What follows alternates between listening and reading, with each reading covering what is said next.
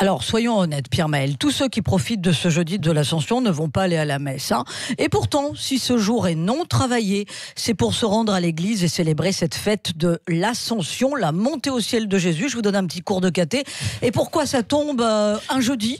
Eh bien, parce que ça tombe 40 jours après Pâques. Vous le saviez, Pierre-Maël ? Moi, j'ai eu l'éducation religieuse. Ah, ben voilà, très bien, très bien. Alors, avec la déchristianisation de notre société, les jours fériés sont devenus des jours de vacances. La Toussaint, Noël, le lundi de Pâques, l'Ascension, le lundi de Pentecôte, la fête mariale du 15 août pour l'Assomption cette fois, 6 fêtes religieuses auxquelles s'ajoutent le 1er janvier, le 1er mai, le 8 mai, le 14 juillet et le 11 novembre. 11 jours fériés, c'est beaucoup, mais les Espagnols en ont 14, les Portugais 13, les Japonais 15, mais ces derniers compensent avec moins de jours de congé. Ils ont 20 jours de congé, les Japonais. La moyenne en Europe, c'est 25 jours, donc pour la plupart des pays européens, on arrive à 36 jours de congé. Par exemple, en Allemagne, c'est exactement la même chose que pour nous.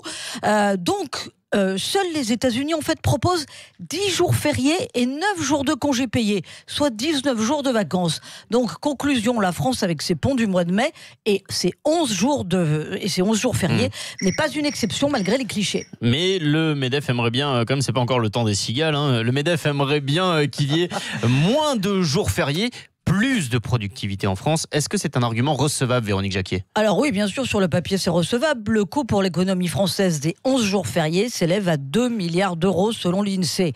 Mais certains secteurs comme le tourisme en profitent. Donc c'est compliqué de dire qu'il y a un déficit de productivité. À la sortie du grand débat, souvenez-vous, Emmanuel Macron n'a pas retenu la piste de la suppression d'un jour férié qui lui était justement proposé par le MEDEF.